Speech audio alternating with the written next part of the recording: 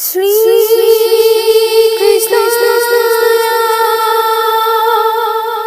वासुदेवाय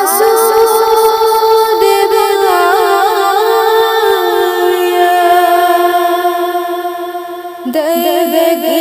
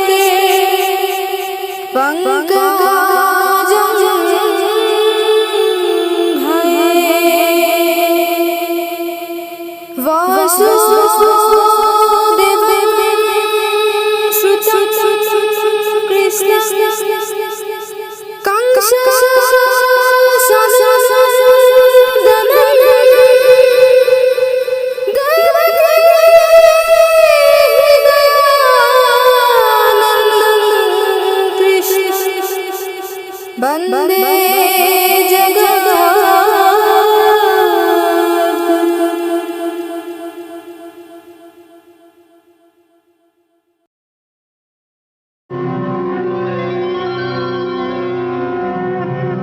हे माता, अब आप ये लोग छोड़कर कैसे जा सकती हैं? आप तो जानती हैं कि सतयुग, त्रेता युग और द्वापर युग, इन तीनों युगों में तप, ज्ञान और वैराग्य के द्वारा ही मुक्ति प्राप्त होती थी। किंतु कलयुग में तो भक्ति ही मुक्ति प्राप्त कराने वाली है। तो यदि हे माता आप यहां से चली जाएंगी तो यहां के प्राणियों का उद्धार कौन करेगा?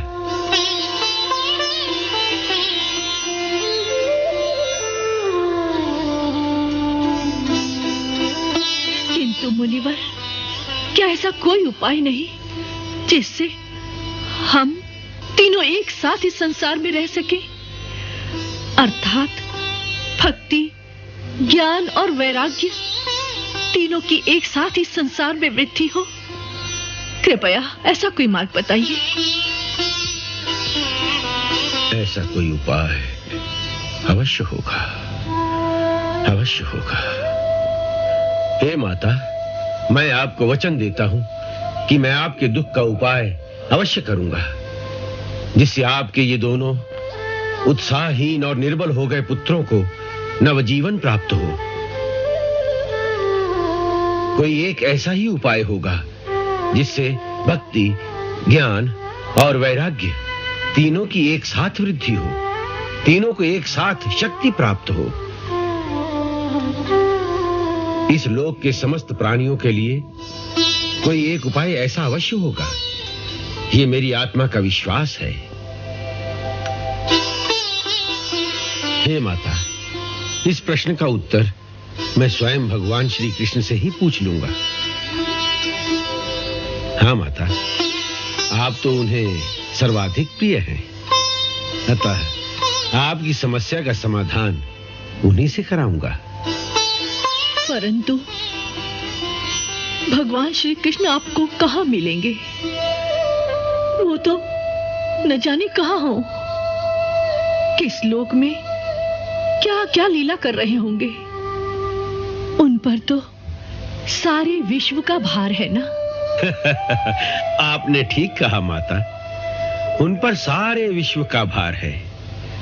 न केवल ब्रह्मा जी से लेकर विश्व के कण कण तक सब उन्हीं के आश्रित हैं, बल्कि उसका उल्टा भी सत्य है कि वे स्वयं ही सृष्टि के कण कण में विराजमान होकर ये सारी लीला भी स्वयं ही कर रहे हैं। फिर क्या, उन तक पहुंचना मेरे लिए मुश्किल नहीं है। अच्छा? हाँ, क्योंकि अपने मूल रूप में तो वो सर्वदा अपने गोलोक में ही विराजमान रहते हैं, जहां रासेश्वरी श्री राधा जी के संग उनकी रास लीला नित्य निरंतर चलती रहती है।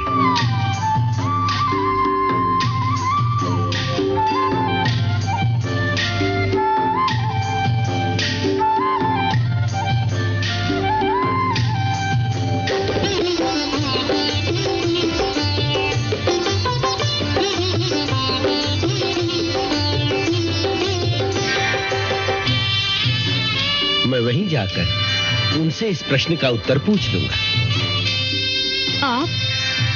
आप धन्य हैं नारद जी। भगवान के इस गोलोक धाम में, जहां हजारों वर्षों की तपस्या के बाद भी योगी जन स्वयं तो क्या, उनकी कल्पना भी नहीं पहुंच सकती। उसी गोलोक धाम में आप इस प्रकार स्वच्छंद रूप से पहुंच सकते हैं। आप तो महान हैं नारद जी। माता, नारद के लिए कहीं भी पहुंचना कठिन नहीं है। भक्ति माता, प्रणाम।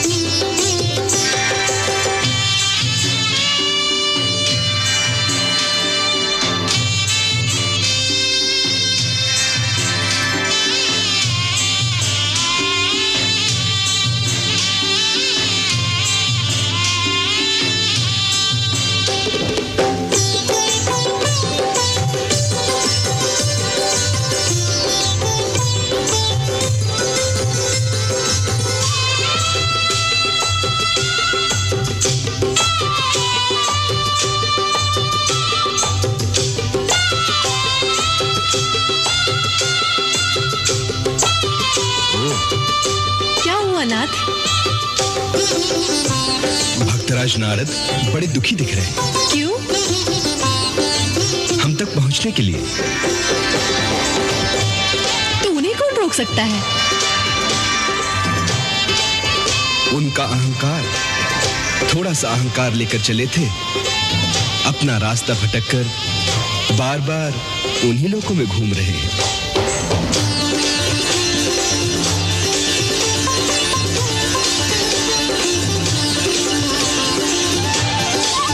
प्रभु, अपने भक्तों पर तो दया कीजिए। राधे, ये तो अपने अपने कर्मों का फल है। और फिर जो नारद जैसे हमारे विशेष प्रिय भक्त हो, उसका अहंकार तो हम थोड़ी देर भी नहीं ठहरने देते। शीघ्र अतिशीघ्र उस अहंकार को हम तोड़ देते हैं, उसी में उसका कल्याण होता है। तभी तो हमें भक्त वत्सल कहते हैं।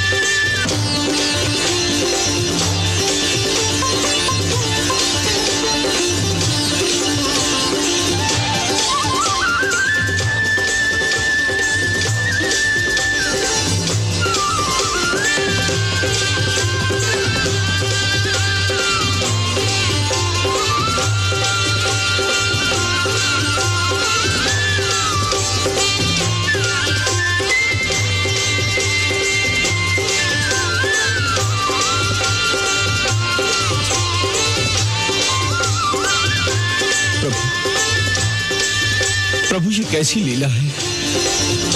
चलते चलते थक गया हूं, फिर भी ऐसा लगता है कि बार बार उसी आकाश में घूम रहा हूं मैं।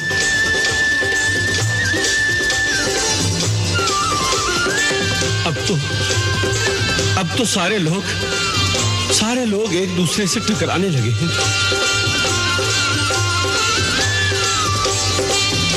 समझ गया, वास्तव में मैं अहंकार करके चला था, उसी का दंड दे रहे हो ना।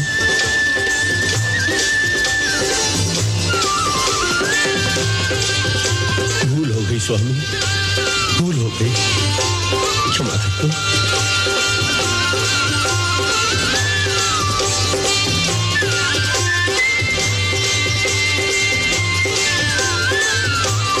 क्षमा करके अपने श्री चरणों तक पहुंचने का मार्ग खोल दो। आपको भक्ति माता की सौगंध है। अपने शरणागत की रक्षा करो प्रभु, अपने शरणागत की रक्षा करो। अब तो जाना होगा। क्यों? जब भक्त अपना अहंकार छोड़कर हमारे आश्रय में आ जाता है तो हम स्वयं आगे जाकर उसकी अगवानी करते हैं।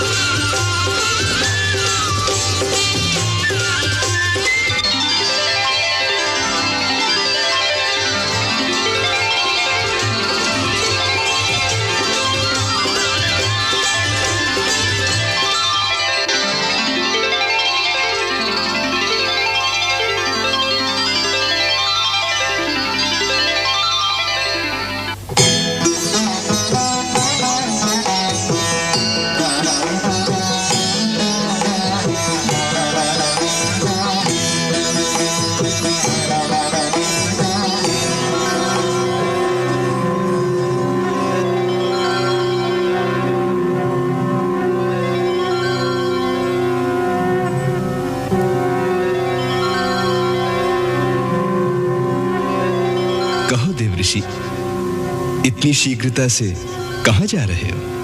प्रभु, आप ही के श्री चरणों में प्रणाम करने आया हूं। तुम्हारा स्वागत है। कहो, क्या समस्या है? प्रभु, आप तो सर्वज्ञ हैं, सबका दुख जानते हैं, फिर भी पूछते हैं। हे भक्तवत्सल, आप जानते ही हैं कि भक्ति माता कलयुग में अत्यंत दुखी है।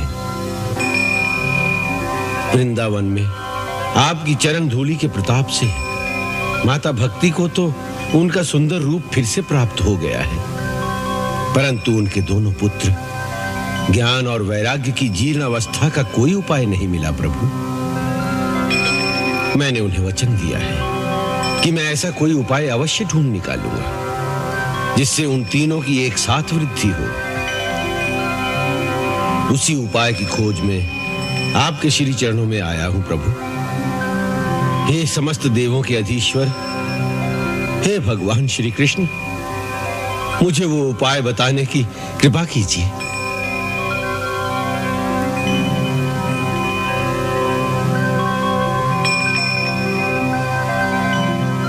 नारद, तुम तो जानते हो इस संसार में तपस्या और परिश्रम के बिना कुछ नहीं प्राप्त होता।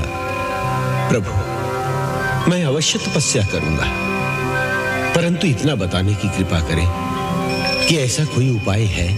अवश्य है। तुम्हारे पिता ब्रह्मा जी उस उपाय को जानते हैं, वही तुम्हारा मार्गदर्शन करेंगे।